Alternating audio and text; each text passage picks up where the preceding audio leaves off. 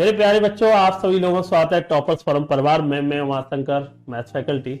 आपको जानते होंगे सभी लोग, मैं इससे आप लोगों को सफलता की सीरीज में उन बच्चों से अवगत कराता हूं जिन बच्चों का सिलेक्शन हो जाता। तो जो बच्चे इस बार की बात करने वाले हम यूपीएसआई चयनित हुई प्रगति के बारे में, जिसने यूपीएसआई का एग्जाम फर्स्ट बार में क्वालिफाई किया, तो उसका आज मैं आपके सामने इंटरव्यू कराने वाला हूं। तो आपके सामने प्रगति का स्वागत करते हैं। तो प्रगति, आप एक बार आइए। आपको सबसे पहले बहुत बहुत शुभकामनाएं यूपीएसआई में सिलेक्ट होने के लिए। Thank you sir.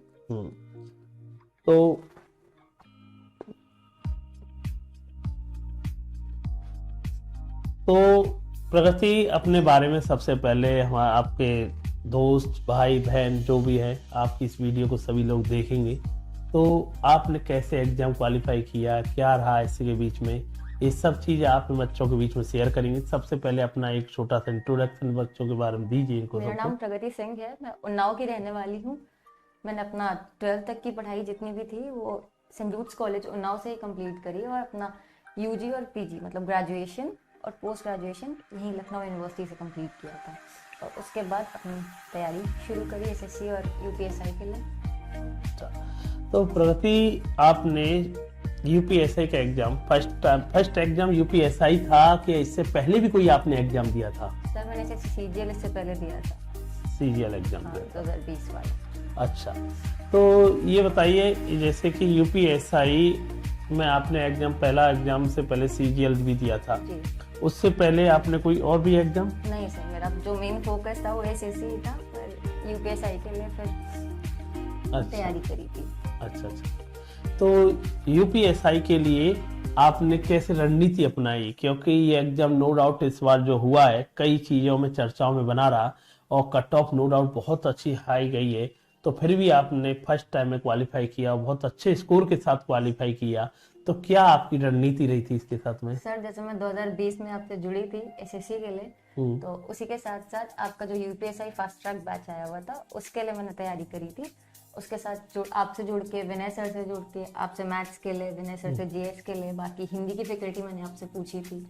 तो आपके थ्रू जो भी था, आप का आशीर्वाद रहा, उसी से मैंने आपकी तैयारी करी और फाइनली हो गया वो। अच्छा, तो जैसे कि इससे पहले आप बता रही हैं कि मैंने सीएचएसएल का एग्जाम दिया और वो आपका क्वालिफाई नहीं हो पाया। हाँ, तो उस समय कैसा, मतलब जैसे कि एक एज ए स्टूडेंट के टाइम पर कोई भी स्टूडेंट होता है कि एक ना एक टाइम ऐसा आता है कि आदमी को डिमोरलाइज हो जाता है थोड़ा सा एग्जाम, जैसे आप बता रही हैं कि सीएचएसएल दिया, नहीं क्वालिफाई हुआ।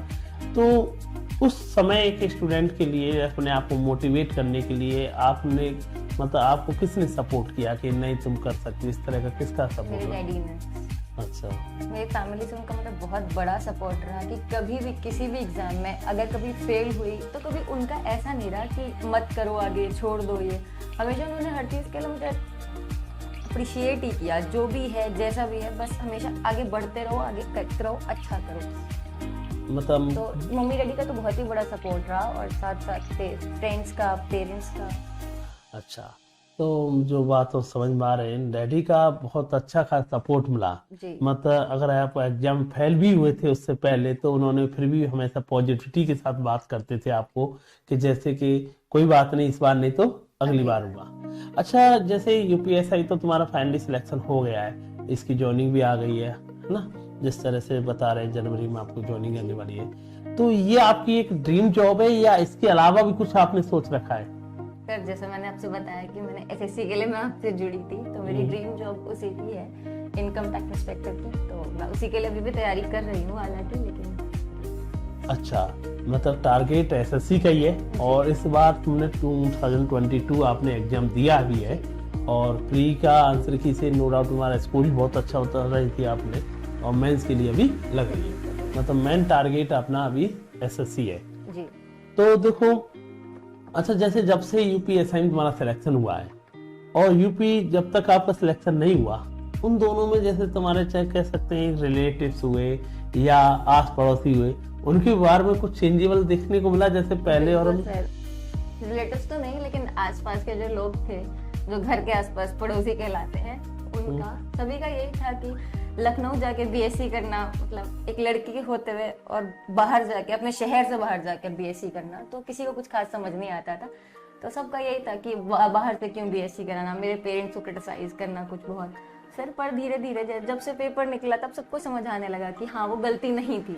अच्छा, तो अब मतलब लड़कियों के लिए खासकर बीएससी को लेकर के, क्योंकि तुमने बताया था मैं बीएससी करने लखनऊ जा रही हूँ, तो जो आस पड़ोस के लोग हैं खासकर वो कहने लगे कि लड़की को खासकर क्यों करा रहे हैं आप, थोड़ी सी नेगेटिविटी बातें करना उसको लेकर के। तो उनको एक बहुत अच्छा तुमने संदेश दिया, ऐसा नहीं है कि आप मतलब किसी बच्ची को अगर लड़की को बाहर भेजें उसका नेगेटिव जाएगा, और तुमने उनको एक बहुत अच्छा संदेश दिया अपना राइट लेकर के, उनकी कैसे जवान सामने वाले की बंद कर दी।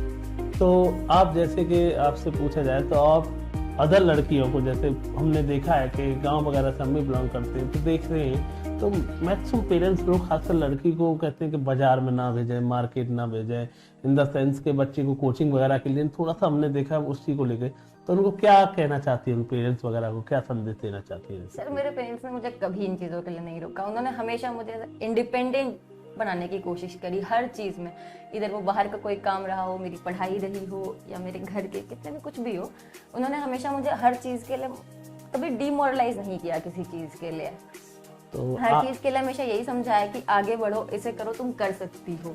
तो मैं आप सबसे भी यही कहूँगी कि मेरे पेरेंट्स हैं, उन्हें लड़कियां ऐसे नहीं होती हैं कि आप उन्हें घर बिठा के रखो, बिल्कुल पढ़ाने के लिए हैं, पढ़ाइए, आगे कुछ करके आपका नाम रोशन करेंगी, कल को आपको भी अच्छा लगेगा।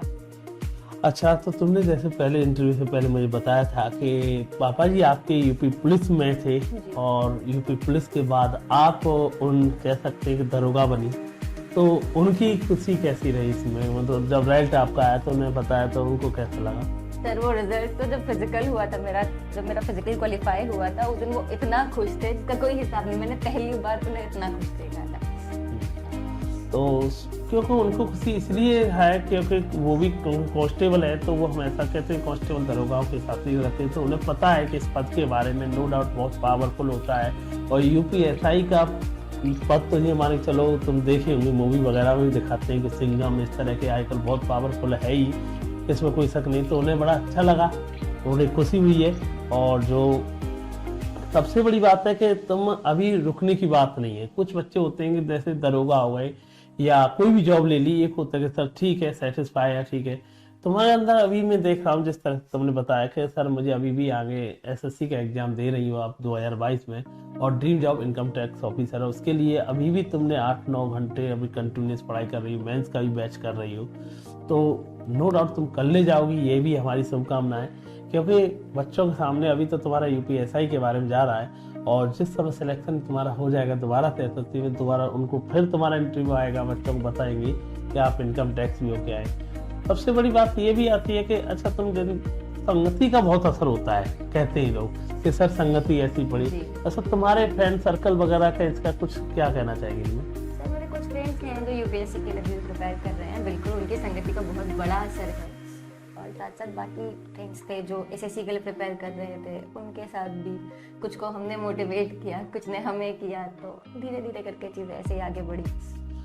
तो कुल मिला के फ्रेंड संगति का बड़ा अच्छा भी इफेक्ट पड़ता है। अगर बच्चा कोई आपके दोस्त वगैरह आपके साथ जुड़े हुए और आपको बार बार करते हैं कि भाई नई पॉजिटिव बातें करते हैं, तो नो डाउट उसका फर्क पड़ता भी है। और जितने भी ये इस प्रगति का कहना नहीं है, मेरा मानना है जितने भी बच्चों के मैं बात करते हैं, हम जितने भी बच्चे सिलेक्ट होते हैं, उनका एक बात जरूर आती है कॉमन सेंस, क्योंकि बहुत सारी बातें ये अपने घर पर भी बात नहीं कर पाते।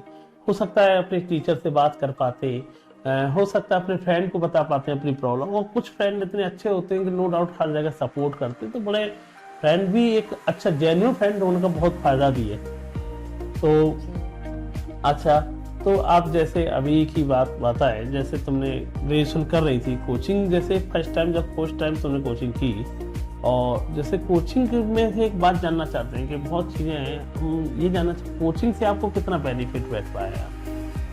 कोचिंग से मेरे कंसेप्ट क्लियर हुए। खुद से मैं वो क्वेश्चन लगा जरूर लेती थी, चाहे वो मैथ्स हो या जीएस हो, पर आपके जो कंसेप्ट हैं वो किसी के बताने से ही क्लियर होते हैं। हर चीज़ आप खुद नहीं कर सकते।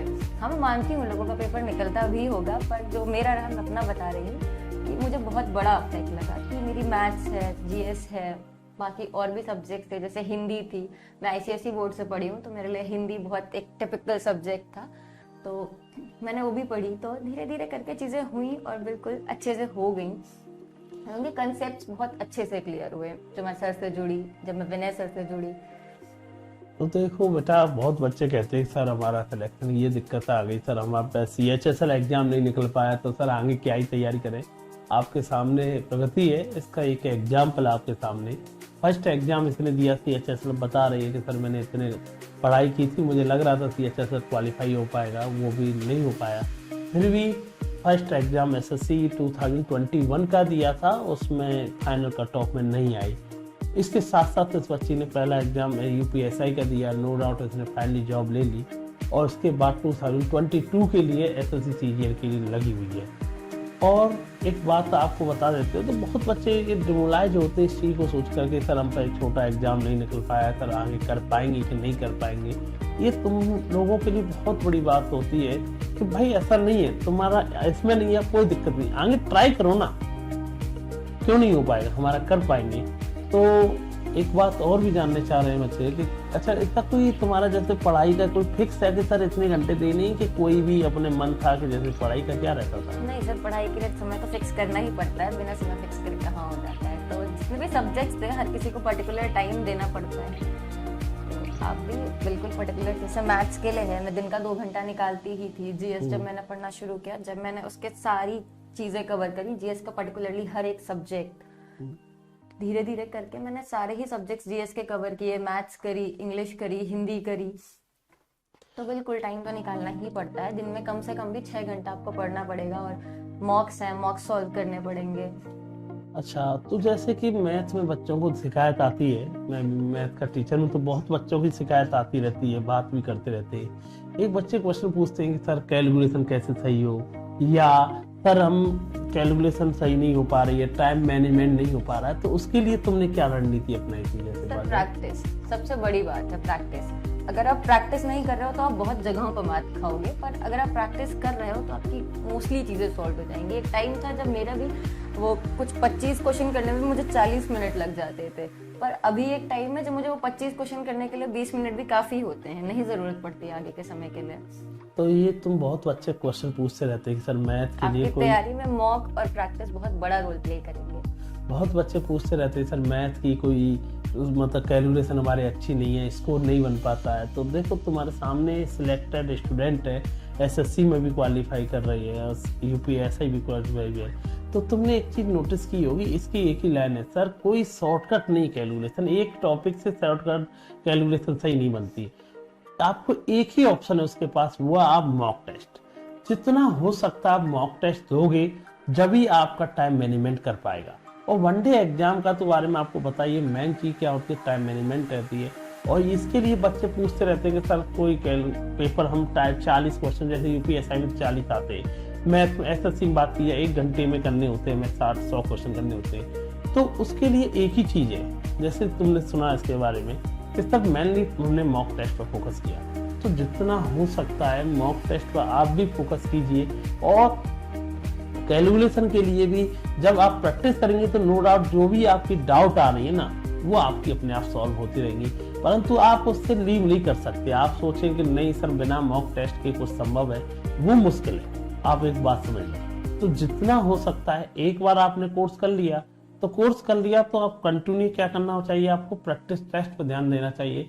और मेरा मानना भी यही है, मैं आपको बार बार क्लासों में भी बोलता रहता हूँ, चाहे ऑफलाइन क्लास हो मेरी, चाहे ऑनलाइन क्लास हो, मैं हर बच्चे को सजेस्ट करता हूँ कि भाई कैलकुलेशन का कोई शॉर्टकट नहीं होता है। GS में भी तुम्हारा बहुत अच्छा स्कोर रहा, तो GS क्योंकि GS की बात की जाए खासकर वनडे एग्जाम के लिए, एक कह सकते हैं टफेस्ट सब्जेक्ट बोल सकते हैं, क्योंकि बच्चा मैथ और रीजनिंग का तो एक कहते हैं शौक वाला हो जाता है। मैथ रीजनिंग तो वो जब मैथ शुरू से अगर आपकी स्ट्रीम रही है तो बिल्कुल मैथ में इंटरेस्ट हो गई आपको।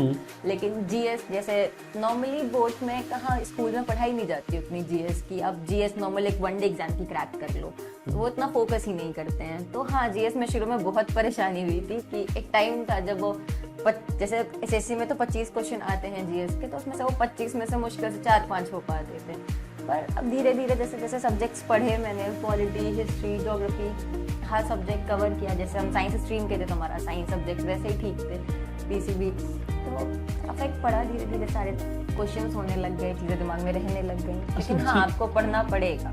अच्छा, जीएस के लिए भी आपने बताया कि विनय सर का जीएस का एक स्पेशल बैच किया था, तो जैसे कि हम देखो जीएस एक वाइड सब्जेक्ट है, आप जानती हैं, तो उससे कुछ बेनिफिट मिल पाया था जैसे हम जान? बिल्कुल, विनय सर ने मेरी इकोनॉमिक्स बहुत हेल्प करी, मुझे इकोनॉमिक्स में, एनवायरनमेंट साइंस में, धीरे धीरे करके वो क्वालिटी, उन्होंने जो उनके नोट्स थे वो बहुत ज़्यादा अच्छे थे कि एक बार उन्हें रिवाइज करने बैठो तो आपका बहुत हद तक सिलेबस, बहुत हद तक जो शॉर्ट नोट्स होते थे उससे भी बहुत सारी चीज़ें कवर हो जाती थी। बाकी करंट अफेयर्स जो वो कराते थे वो कुल मिलाकर के एक बार जहाँ पे भी है, जो भी एनी स्टूडेंट है, एक बार तो आपको जीएस को देखो, डीएस को टफेस्ट सब्जेक्ट बोलने के पीछे जैसे टफ नहीं है, जीएस को सबसे ज्यादा इंटरेस्ट आता है बच्चों को पढ़ने में, इतिहास वगैरह को, पर टफेस्ट इन द सेंस इसका ये है कि इतना वाइड सिलेबस है बच्चे के लिए, क्योंकि चाहे आप इसमें एक तो नंबर ऑफ सब्जेक्ट बहुत हो जाती हैं, फिर केमिस्ट्री, बायोलॉजी, कई सारे, इसके अलावा इकोनॉमिक्स, फिर इसमें ज्योग्राफी, पॉलिटी, बहुत सारी सब्जेक्ट आपके अंदर हो जाती है, तो वाइड हो जाता है। नंबर ऑफ क्वेश्चन बात की जाए, चाहे किसी वनडे एग्जाम में देखी जाए, यूपीएससी मान के चलो 40 आते हैं, उसमें भी मूल विद्या लगा जाती है,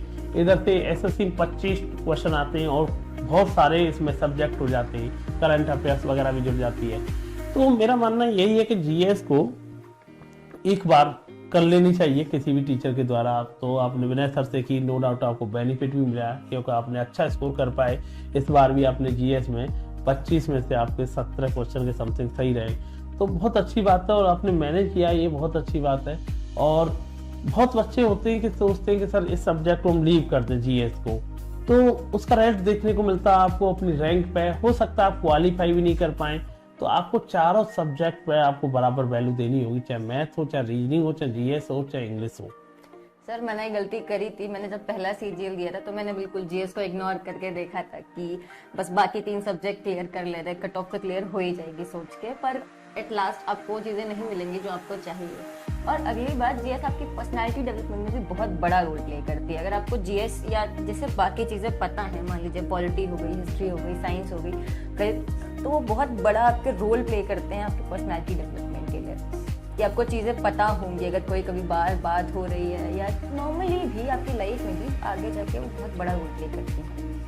तो कुल मिलाकर के एक बात आप समझ पाए, प्रगति से इतनी सारी बातें आपसे कराई मैंने, जितने मेरे पे क्वेश्चन बन सकते थे मैंने पूछने की कोशिश की एज ए स्टूडेंट। फिर भी आपको लगता है कि इससे कोई और सजेशन चाहिए, तो जब इसकी वीडियो आएगी उसके नीचे आप कमेंट कर सकते हैं, आप पूछ सकते हैं जो भी आपको लगता है कि इसके लिए प्रगति से हमारा ये क्वेश्चन है, नो डाउट आप पूछ सकते हैं, और जो भी आपको लगे। और मेरा मानना है कि देखो, मोटिवेशन के लिए सबसे बड़ी बात है कि घर में, जैसे इसने बताया सर मैं एग्जाम देने के बाद हुई, तो पापा जी का बहुत बड़ा रोल रहा, फ्रेंड हुए या अपने गुरुदेव जो भी एनीवे साथ, तो ऐसा नहीं है स्टूडेंट आज तुम इसे देख रहे हो कि सर कलेक्टर दरोगा हो गई, तो इससे पहले ऐसा नहीं है कि इसके साथ भी असफलता नहीं झेली होगी। तो बहुत ही बड़े लोग होते हैं, नो डाउट एक ही बार में कोई भी एग्जाम दिया, उसी में पहली बार एग्जाम दिया, हो गए जॉब ले ली, नहीं तो 99% लोगों में जाएंगे कहीं ना कहीं एक बार तो असफल कहीं ना कहीं हो जाता है। और असफल होने के बावजूद भी बहुत लोग होते हैं कि सर एक बार गिर गए, दोबारा कोशिश ही नहीं की, ना मन किया, डिमोलाइज हो गए कि सर हम तो छोटे से एग्जाम फेल हो गए, अब कैसे होगा। तो ऐसा नहीं है, आप में से ही बच्चे होते हैं, आप में से ही सोचते हैं कि नहीं यार यही बच्चे होते हैं, क्वालिफाई एसएससी भी करते हैं, कांस्टेबल भी बनते हैं, आईएएस तक बच्चे पहुंचते हैं। बस तुम्हारी सोच डिपेंड करती है, जैसे तुम चाह रहे हो वही तुम कर जाते हो, ये सब चीज़ें हैं। फिर भी तुम्हें लगता है इसके बारे में कोई भी डाउट, आपको कोई भी इससे क्वेरी जाननी है प्रगति से, तो आप कमेंट कर देना, ये अपना रिप्लाई देगी। और तो टॉपर्स फोरम तो आपकी टीम आपके लिए हमेशा हाजिर है ही। लखनऊ में आपको पता ही हमारी ऑफलाइन क्लासें, ऑनलाइन क्लासें चलती हैं। तो धन्यवाद आप सभी के लिए, थैंक यू बेटा, जय हिंद सर।